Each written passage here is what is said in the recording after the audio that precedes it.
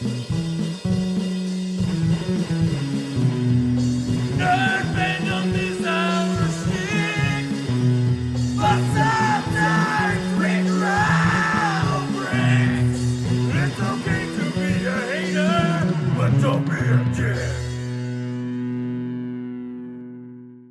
to Fanboy and the Hater, a podcast hosted and produced by Mike Hall and Jim Harris, where we discuss the best and worst in movies, TV, and pop culture.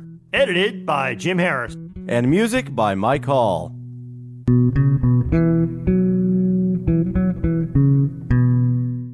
Hey, Jim. Hey, Mike. What if we could talk episode by episode without being angry? That would require us to be in a different universe. Or maybe each of us from a different universe in itself, thus being a multiverse, conglomerative group. I don't know if that's really a word for two of us. But still, let's try going episode by episode, talking about Marvel's What If. Okay. Are you familiar at all with the What If series? Oh, is it a series? In books? No, I had no idea that it actually was that. Oh, yeah. So there's a series in comic books where, like, just every once in a while, it would be like a standalone single issue, what if this happened instead of this? And it would just bring a whole different aspect to the story. Oh, I had no idea. Yeah, does that bring this series into a different perspective for you then? Not really. Okay.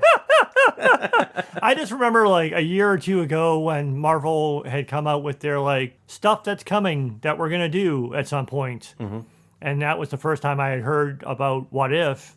And that's just what I thought it was. Is just something that they came up with to do for the TV show. And it sounded interesting. Sounded like something. And then I think I later found out that it was animated, which made even more sense. Mm-hmm. It's like, oh yeah, that looks like, that sounds like something I'll probably want to watch. Yeah. But I had no idea it had a basis in comic books. Yeah, like the comic books would be like, what if the Venom symbiote had attached to Mary Jane instead of Eddie Brock or something like that? And it would take you on a neat little journey, but it was more compact than the full series a lot of times. So yeah, it was interesting for me anyway. So when they announced it, I got really excited. So I'm like, oh, they're going to go a lot of different cool directions. I wasn't disappointed. As we go through, I mean, there's some episodes that obviously weren't as good as others, but ultimately, I don't really have anything negative to say about the whole series. Me either. I mean, again, casual Marvel fan here. I was going to watch it. I probably watched it sooner than I would have because we're doing a podcast about it. I didn't watch it until it was already over. So I didn't watch it week by week. I had no real desire to watch it immediately. And I'm actually glad that you spoiled it for me because that helped me understand why some of the episodes seem to have weird, sort of abrupt endings, knowing that everything was going to get tied together to a certain extent with a future episode in the finale that made some of it a little bit more, not understandable, but at least more watchable. I only watched it once. I had no desire to watch it again, but I did enjoy it. It was good enough. Yeah, I watched it twice. I watched week by week, and then this week in preparation for this, I watched the whole series again. And I would actually say the second time through was more enjoyable because knowing what happened at the end let me pick up a little more details of setting up for that. I could see that. So, yeah. And it would also seem to be a lot of sort of like, I'm sure there were a lot of Easter eggs and funny references and stuff that I missed. Yeah. There were quite a few references. I mean, I caught many of them enough to see that they were doing something, but not enough to want to like go back and watch it again. Yeah. So let's go. I don't want to recap the episodes, but let's go and just our thoughts about each episode. So the first episode would be What If Captain Carter were the first Avenger? Are you going to do your voiceover voice every time? I might. What'd you think about that episode? I am a Peggy Carter fan. I like the character and I like the actress. I actually did you actually watch the Peggy Carter live action television series? I actually didn't. So I did. It wasn't great, but it was enjoyable enough. Mm-hmm. I like Haley Altwell, who portrayed her in the series and in the movie. So I enjoyed the idea of it. I understand what they were going for with this, but I could have done without the Steve Rogers part of the episode.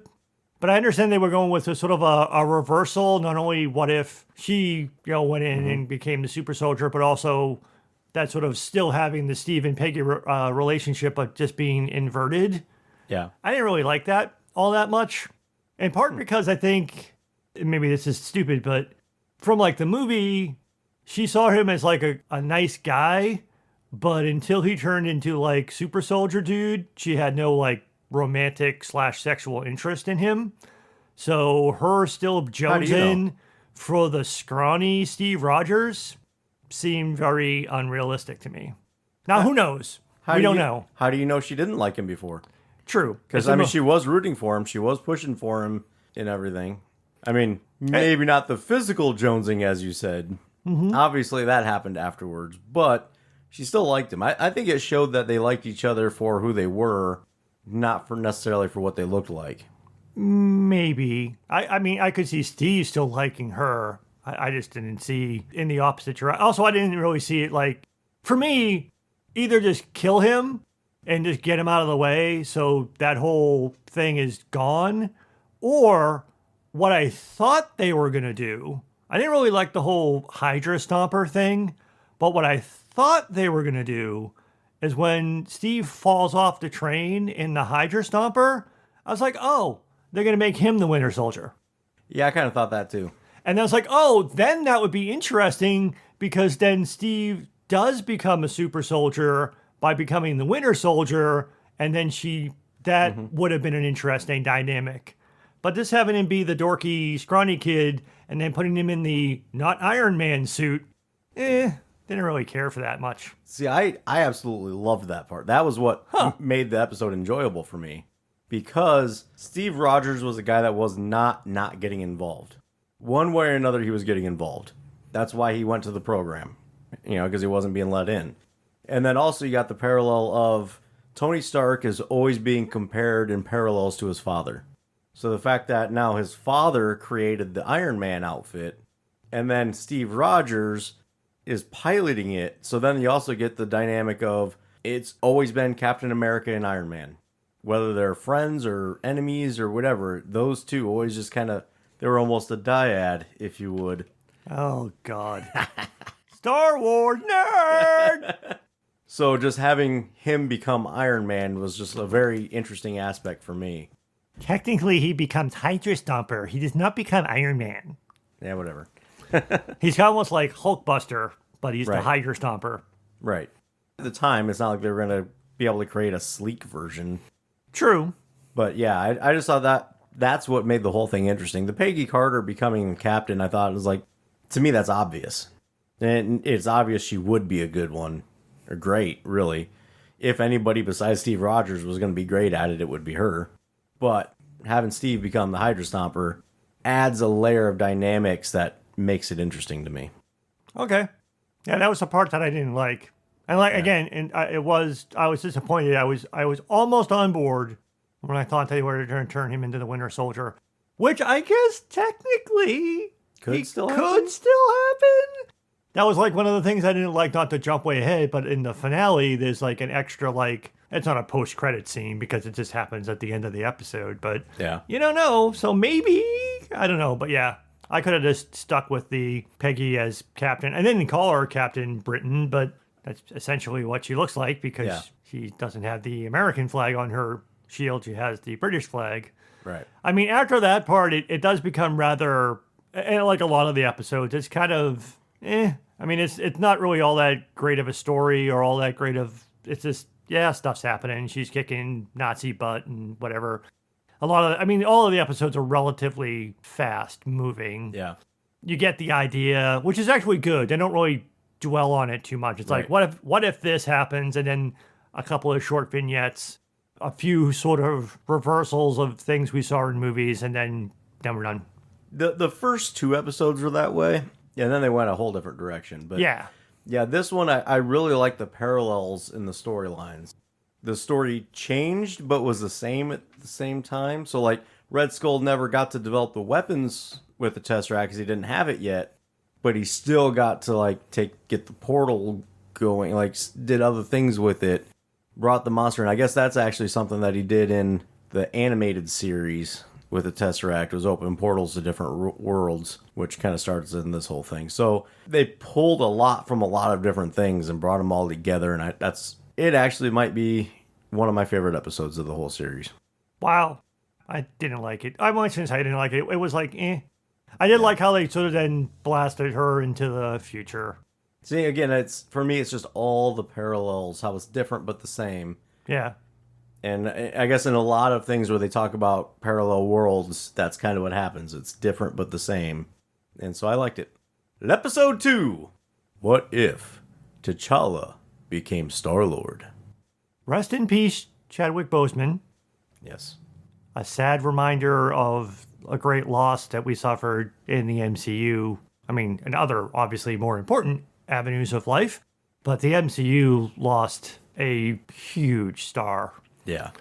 And it was only that sadness and appreciation that made me like the episode. I actually didn't particularly care for the story of the episode. I thought it was a little too sugar-coated goody-goody. So just because T'Challa is taken, the Ravagers are good people, and he even convinces Thanos not to be a big dick. It does seem a little bit too nicey-nicey. I agree with you.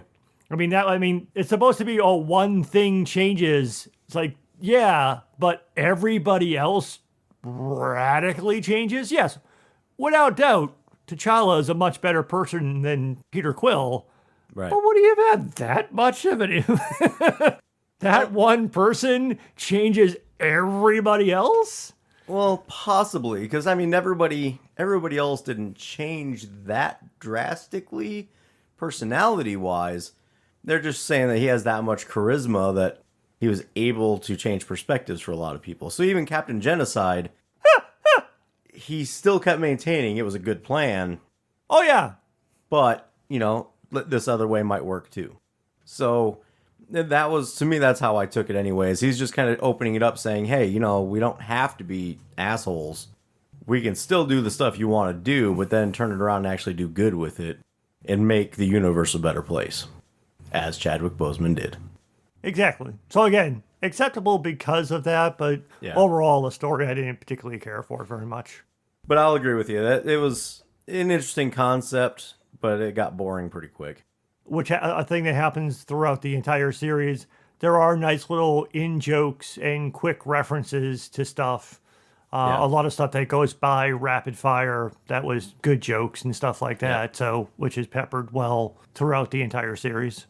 Yeah, that's about all this one really had. Yeah. Moving on to episode 3. What if the world lost its mightiest heroes? Because Hank Pym is a serial killer. You know what? I never really thought about this before this either. If you're not familiar with the comic books version of Hank Pym, this probably doesn't make a whole lot of sense, does it? No. Yeah. So I needed a comic book reference to understand. So is Hank Pym like a asshole in the comics? Yeah, he has like multiple personalities and times. Like there was a big thing at one point because he beat the shit out of his wife, Janet Van Dyne, the Wasp. Like he beat her and then like got kicked out of the Avengers, and like there's this whole like ever since then there's been like a big thing. Like every once in a while people are like, oh, you're just a wife beater, stuff like that. And at one point he lost his mind and became Yellow Jacket and he thought he was a completely different person and he was killing people, stuff like that. So it actually makes more sense if you're familiar with the Hank Pym character. That didn't surprise me at all, but this is probably my least liked episode. I would say it's my least liked episode because not knowing the anything about the comic book thing, I was like, so Hank Pym's killed everybody? I just found it a little like, so who's killing the Avengers is like, yeah, so it didn't make any sense to me, and it was just sort of like, okay. It's actually, I think, also the only episode that doesn't really tie into anything else that comes after it. Yeah, I couldn't really think of anywhere that tied in. I think it's the most standalone-ish of the episodes. So yeah, it was weird. Again, another chance for them to play out pivotal scenes from the movies, but happening in a different way. Yeah. That one, I know it's supposed to be like a big surprise that it was Hank Pym, but I had it figured out after like the second kill. I'm like, oh, it's somebody that shrinks. Okay. Like right away, like right when Barton let go of the arrow. And he's like, I didn't do it. And I'm like, oh, okay, somebody's strengths made him do it. Okay. I wasn't sure if it was mind control or what was going on, but yeah, Yeah. it made sense once it was revealed. But I was like, huh, this is kind of weird. And that was actually he fights Loki, and Loki is basically Loki, but he's coming to avenge Thor's death.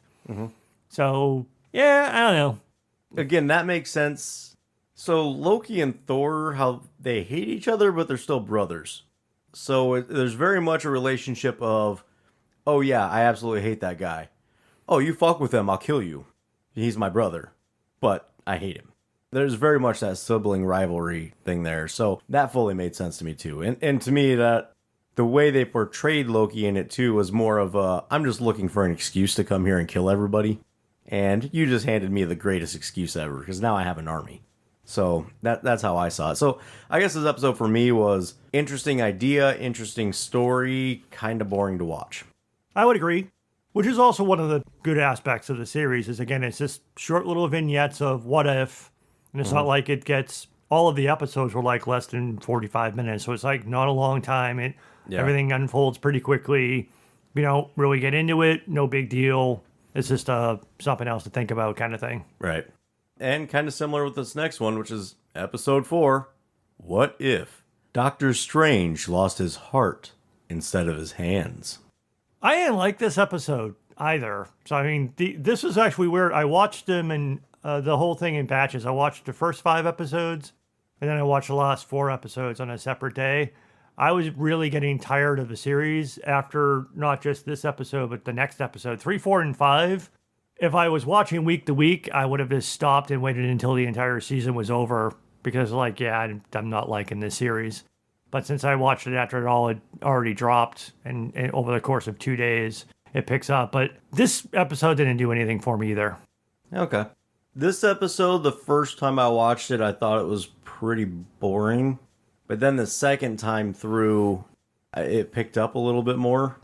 I enjoyed it a little bit more, but I was also distracted doing other things, so I wasn't solely paying attention to it. So it wasn't quite as boring.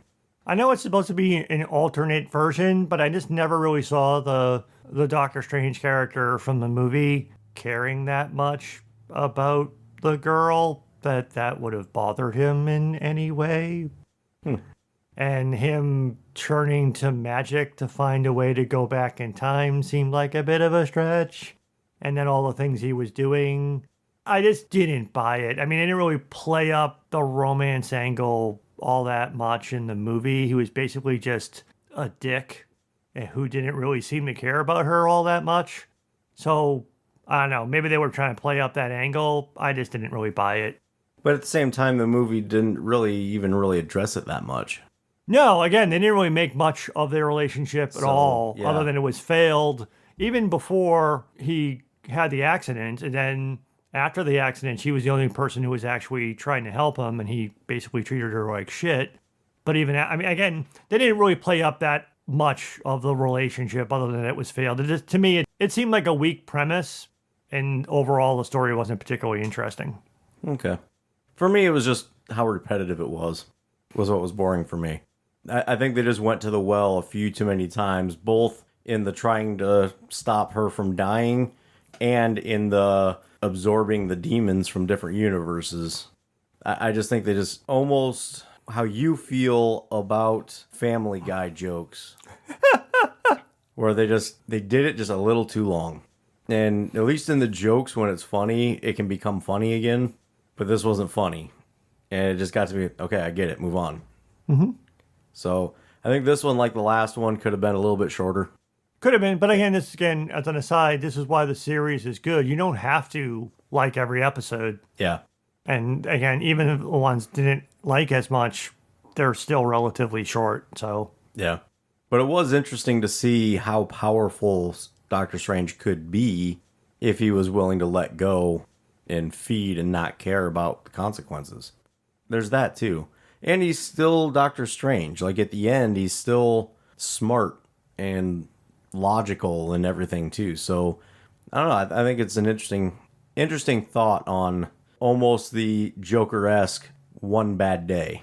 I should have explained that better, but You know what? If you're listening, you know. All right. Episode 5. What if zombies? That is literally the title, and that is the right inflection. It's like, why this episode? So at this point, I'm just positive that this series is made mostly for comic book fans. Oh, is this also a comic book reference? There's an entire series of Marvel Zombies. Oh. And even in the second Secret Wars, like a whole section of Battle World was from the Zombies universe. Oh, okay. Again, so whoop, a lot of this series went over my head because I did not know that there was a What If comic book series or any of these. As we've said on the podcast many times, I'm not a comic book guy. I've read, other than Spider-Man, I've read very, very, very few Marvel comics, and even then, not a lot. And again, casual Marvel fan, so I know very little about the Marvel universe outside of what has been put into movies or series. Yeah, so I'm guessing on this one too, you probably didn't like it because a lot of this episode revolves around personalities of the characters, which pulls a lot from the books too. Okay. I mean, it wasn't terrible, but this was, again, at the end of my breaking apart my watch into 2 parts. This was, again, the 3rd straight episode that I was like, yeah, if this is all... Again, if you hadn't told me before I started watching it that there was a tie together coming at the end, I might have just stopped watching the series, to be perfectly honest. Yeah. Because after this was the 3rd straight episode that I was like, eh. Yeah, I mean, I guess not a lot happens in this one either. It's just kind of, oh no, zombies, we got to get to the place. Oh no, more zombies, what do we do? And that's about it. Yeah. And it kind of finishes like a lot of zombie movies where it's like, and we don't really know what happens. And then it finishes with a zombie Thanos with an Infinity Gauntlet. Inside Wakanda. What happens? Yeah, exactly. They were trying to get to Wakanda because Wakanda was safe from the zombies, but zombie Thanos is inside of Wakanda with the Infinity Gauntlet. I mean, he can teleport anywhere, so he's not going to be able to be kept out. True. So he teleported someplace else, got zombified, and then teleported inside of... I don't know. Yeah, it was just like a weird... Yeah, I don't know. Again, not really a whole lot to say about this episode, other than, I mean, if you like the references, you like the jokes, and there's a lot of jokes in this one. Oh, yeah. Then it's worth watching. But it also kind of drags. Yeah, so those 3 episodes are probably the only 3 episodes that I didn't actually enjoy. Yeah. And I enjoyed them, but they're probably some of my least enjoyable. Yeah. Well, then you got episode 6, which might be one of the more interesting episodes. What if Killmonger rescued Tony Stark? This is one of my 2 favorite episodes. I really actually enjoyed the storyline of this episode. It was really well thought out. Yes, I thought it was really well thought out. There are a few places where they have to just kind of stretch the believability bar because, again, it's a single vignette, so things just have to happen so that things can happen. Mm-hmm. But overall, I felt like it was one of the better stories. It also was a bit darker, but in a good way. Yeah. I mean, the zombies thing was dark, but in a different way. I like the sinister nature of it. And I understand, obviously, that obviously couldn't have been something that they did in the live action movie. But it really made the Killmonger character more interesting to me. And I did overall like the story. Yeah. And it played in with the whole series of movies up to the point where it ends, too. Yes. Again, very similar to what I was saying about the first episode, where it takes a lot of parallels. And, okay, if this happened, then maybe this would have happened instead. And maybe this would have happened instead. Mm-hmm. And just kind of prolongs it out. And, again, I think it was very well storyboarded, very well thought out, and well put together. And although the episode overall has a dark tone to it, there is also some good humor to it, too. Yeah. A lot of Tony Stark being a dick humor, which is even somewhat funnier because he's just Tony Stark. He's not the Tony Stark that became Iron Man and then became a hero. Even the very quick throwaway joke of, oh, maybe I could build a mini arc reactor. No, that's a stupid idea. Right. So yeah, it's probably my favorite story of the entire series. That makes sense. And it's hard for me to say. if this isn't my favorite episode, the next one is. So it's 6 and 7 are my two favorite episodes. I'm not sure which way to rank them though. That's interesting because the next episode, which we might as well just jump into because I'm kind of done. I mean, other than saying it was interesting, there's not really a whole lot to talk about unless you want to break down all the aspects of it, which is why you don't like going episode by episode. So, so let's jump into episode 7. What if Thor were an only child? I think, again, possibly, it's definitely one of my top 2. I thought this episode was really funny. And not that there wasn't humor in the other episodes, but this was just a laugh factory of an episode. Yeah. I really enjoyed it. I thought it was very funny. It's silly and it's kind of wacky at times, but I really enjoyed this episode. First time through, I hated this episode. But probably because I love the character of Thor so much. Oh, yeah. That I'm just like, that's not Thor. No, that's shit. He would not be that bad. But then the second time through, I opened up a little bit and I'm like, okay, maybe if Thor was super bratty and didn't have other things happen to him, the movie version of Thor that it had, okay, yeah, I guess I could kind of see it. Yeah, because I know that you didn't like in our Thor episode, you had talked about how the movie version in general was a more lighthearted version of the comic book character. Yeah. And this is an even more lighthearted version than the live action movie version, which even for me is like the premise was kind of weak. That just because Loki wasn't his brother, that's why he became Party Thor. Is kind of stupid, but it's funny. And you can tell that I think everybody in this episode was having a blast doing this episode. I think that's what got me to like it on the second watch, is all I heard was Chris Hemsworth just having a blast. Yes. Through the whole thing. You could tell he really loved doing that. Just like Dude Thor, you could tell he really loved doing it. He's liking stretching out and just being playful. And that made it enjoyable. I think it was also one of the things that was funny for me, too, knowing that Love and Thunder is coming. Mm-hmm. And Natalie Portman is in this, and she voices Jane. And throughout the series, most of the voices are done by the live-action actors. Obviously, this is not what Love and Thunder is going to be about or like, but it just seemed like it made me think of how much fun that movie is going to be, even though it's obviously going to be much more serious than what this episode was. But it was still, I think everybody really enjoyed themselves. Plus, it is the second of the 2 Howard the Duck appearances in this series. Oh. And Darcy becomes Mrs. the Duck. True story. Yeah. So yeah, I really enjoyed this. And the fight between Thor and Captain Marvel, I thought, again, it was funny. But also another one of those who's the most powerful Avenger type things done much more comically. Yeah. Which I've been wondering if that is in response to that interview. I don't know if you're familiar with it, but there's an interview at one point where the Brie Larson and Chris Hemsworth were there, and they asked who's the most powerful, and she's like, well, of course it's me. And he was like, well, I don't know, maybe we should fight. And then she took it really seriously. She's like, no, it's me. It's without a doubt, it's me. And he's like, well, I don't know. You know, he's being playful, but she was actually getting really pissed and defensive. Oh. And he just kind of kept trying to bring it back to being playful. So that's what I kind of wonder if that's what this was somewhat referencing, but I don't know. And she's one of the few people who doesn't voice the animated character. Yeah. Captain Marvel is not voiced by Brie Larson in the series. So maybe. There's definitely, there's a lot, all throughout the series, there's a lot of good jokes, but there's a lot of really great jokes. Mm-hmm. I thought it was hilarious when she shows up and he's like, yo, Whitesnake. Yeah. Because Thor is just like a crazy frat party boy dude in this. It's kind of silly.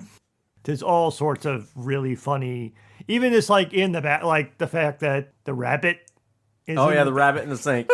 I laughed so hard at that. I also really liked the Stonehenge part where he's like, and what if I give it a little tap? Oh, no. No, I ruined your weird rocks.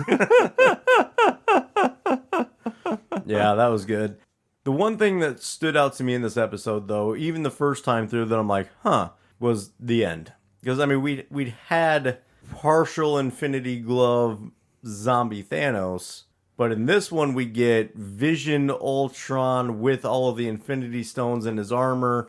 Not seen anything about this yet at this point, and it's you see it, and I'm like, that has to come back. Mm-hmm. What the fuck was that, and what's gonna happen?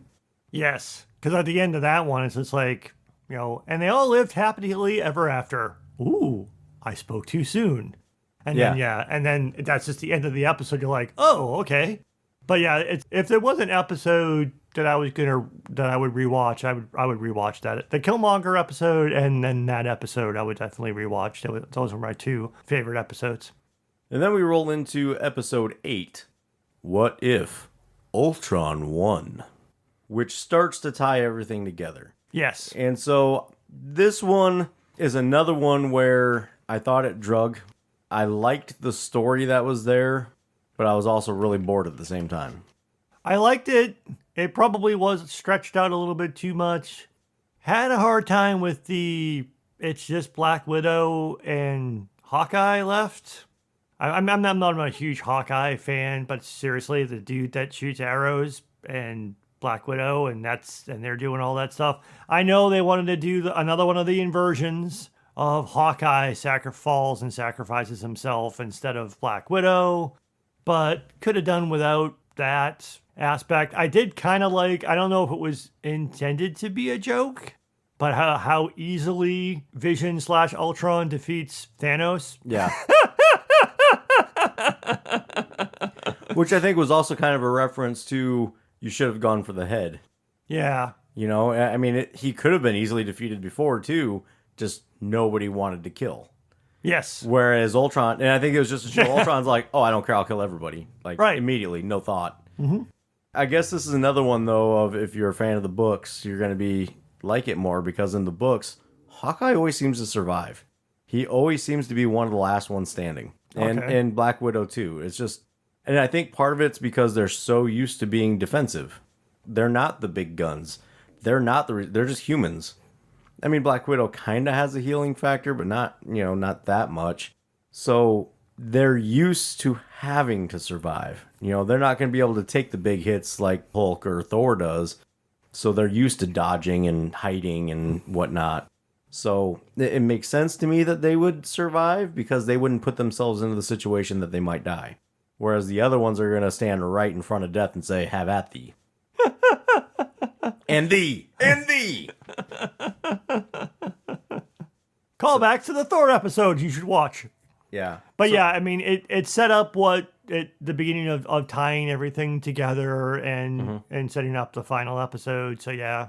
And it brought back Arnim Zola, which that surprised me. I'm like, of everything you're going to think of, that's Arnim. And then it's like, oh, that makes sense, actually. Because, you're bringing a human brain processing instead of a computer. That might work, maybe? And was that another deep comic book reference? Kind of, but not. Yeah, because you get the stomach face thing later. Yeah, kind of. Okay. Sometimes I mix up what came from movies, what came from animated series, and what came from the books. So if I'm saying wrong things, I'm sorry. Sometimes I mix those up. Again, not a lot happens. No, and then it gets into the Ultron accomplishes his goal and kills everyone in the entire universe, and it's nice and quiet, and then he actually hears the Watcher doing the voiceover. Now that's, I guess, an aside I probably should have asked much sooner. I understood the concept immediately, but I had no idea who the Watcher was. So that's a comic book reference, I'm assuming? Oh, yeah. Yeah, so the What If was always based on the Watcher watching, but yeah. The Watcher, in the books, the Watcher is part of a race that's all they do is watch. They're not allowed to interfere. All they're doing is documenting basically what happens in the universe.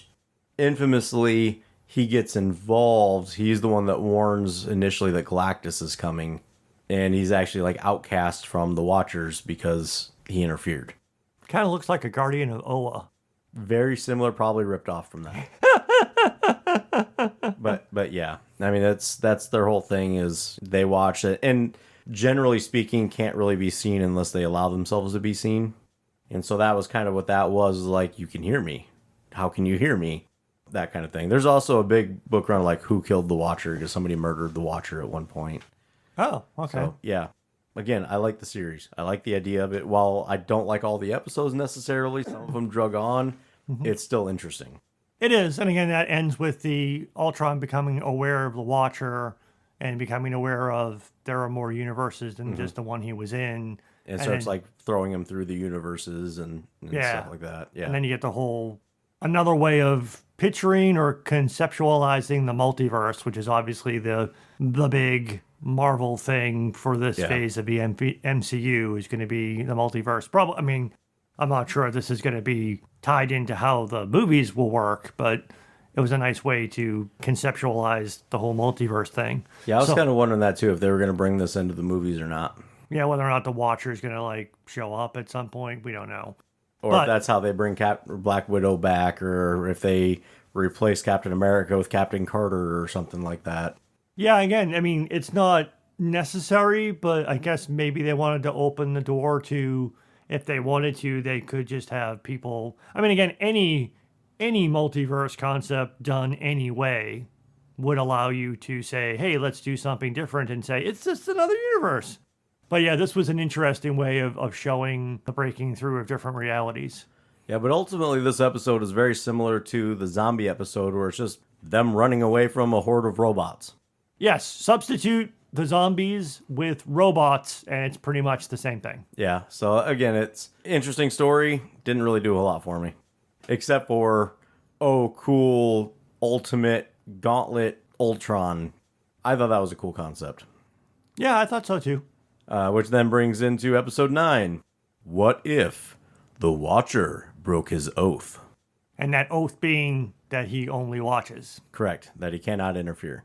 So he decides that he tries to and cannot stop Ultron on his own, and he decides to recruit people from across the multiverse to battle Ultron. And with the exception of one character, he actually recruits people from previous episodes. Yep, he recruits the Strange Supreme, Doctor Strange that is super badass, Captain Carter from the first episode, Star-Lord T'Challa from the second episode, Party Thor, Black Panther Killmonger, and then a Gamora variant who had killed Thanos. Yeah, because that was just like, when I saw it, it's like, did I miss an episode? Because like, I don't remember even seeing her in any of the other episodes, even as like a background character, whereas pretty much everybody, like, especially in a couple, like in the T'Challa Star-Lord episode, and maybe in also the Party Thor episode, almost like all of the characters in the MCU, or at least in the background at some point. I never remembered seeing her. Not that version of her, at least. Okay. Yeah. I think she was in the Party Thor episode briefly. Okay. But not that version. Okay. But yeah. And you're assuming she's coming from a universe where she killed Thanos because she has Thanos' big weapon? I'm assuming it because it's on this sheet here that I'm reading. Oh, that's what it came from? That's a summary of all the episodes. And it says, and a Gamora variant who killed Thanos. Oh. From their respective universe. So, okay. Yeah, I hadn't really caught that, but it makes sense with the armor and the weapon and everything, so. Okay. I'll buy that. Yeah, that was the only thing that was a little bit weird to me. That, I mean, it wasn't bad to see her, but it was just weird that didn't come from a previous episode. Right. But then it makes sense of why she pulled out the Soulstone Eater destroyer thing. I'm like, okay, so that's how you beat Thanos, and I guess it kind of makes sense. But I really liked this episode, tying everything together, bringing everything, even bringing the zombies back and everything, especially the Wanda zombie. I thought all that stuff was cool. Again, very well thought out, well storyboarded. You get the movie-esque, oh, we won. Oh, no, we didn't win. Oh, shit, now what do we do? We're all going to die. Oh, now we're going to survive and we win again. And then we win by not really winning and just kind of having a draw of some kind. So, and it also sets it up for there's going to be a failure at some point. So then we are going to have to deal with this at some point. And a sacrifice has to be made by someone to stop bad stuff from happening. But something could happen again. Right. And then also a little bit of a continuation for a few of the characters when they're thrown back into their universe. Or a different universe. Or a different universe. I mean, a continuation for Carter's character, which again was the thing I was alluding to earlier, which I thought was unnecessary, but that they found the Hydra Stomper and there was someone inside of it when she gets thrown back to where she came from before she was recruited by the Watcher. Right. Because they all go back to the point, all except for one, go back to the point for where they were recruited by the Watcher, and she continues on the mission that she was on, and at the end of that, they find the Hydra Stomper, and there's someone in it. Dun, dun, dun, dun. Which maybe that is Steve Rogers as a Winter Soldier, who knows. But that was kind of a weird lead-in. And the only thing that they wrinkle was that they sent Black Widow, understandably didn't want to go back to where she came from because she was literally the only person on the planet who wasn't a dead. Yeah. So she wants It would suck to be a dead. It would be, yes, exactly. So she gets to go to an alternate universe where they're fighting Loki in the Battle of New York, but their Black Widow had died somehow sooner, and she gets to join that universe. Yeah, what happened there? Who knows?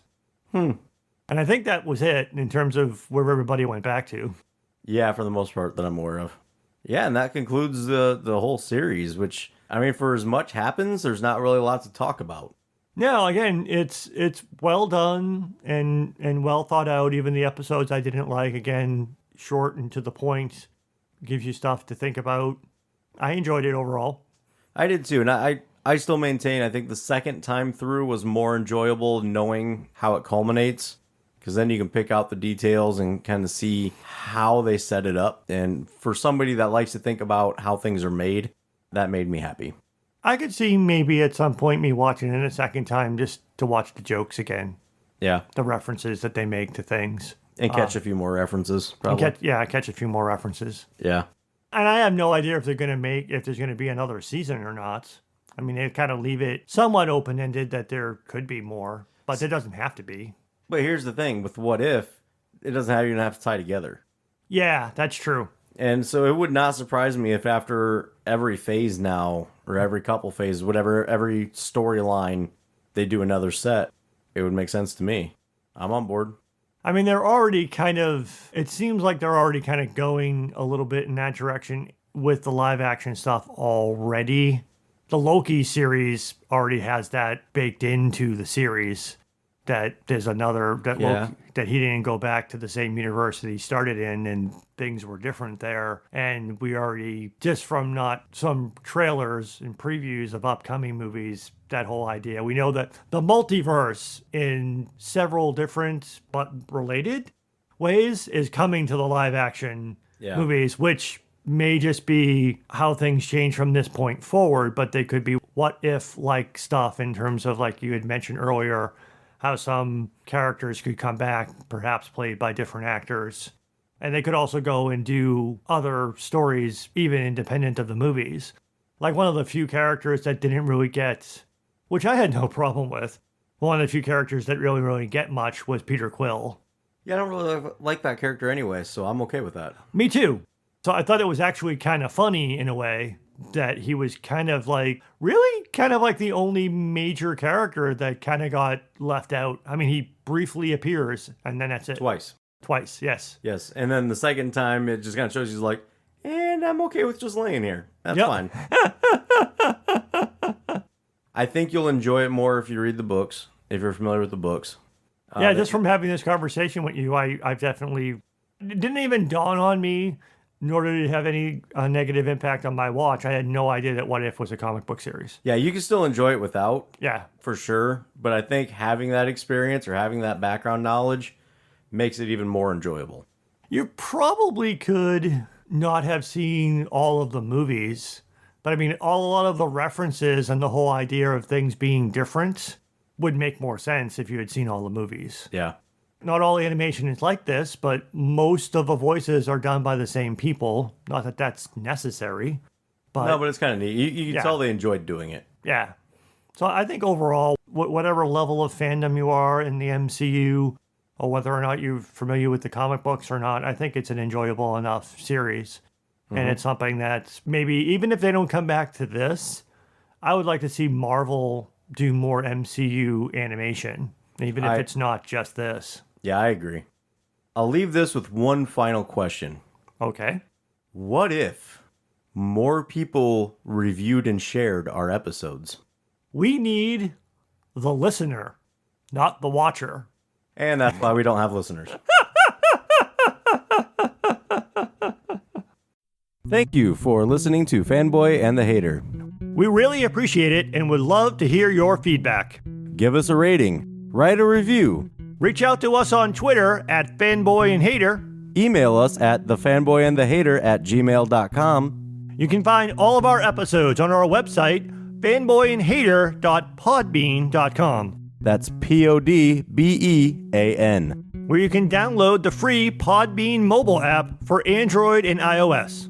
You can also find us on all major podcast platforms, including Apple Podcasts, Google Podcasts, Stitcher, Spotify. iHeartRadio, and many more. Once again, thanks for listening to The Fanboy and the Hater.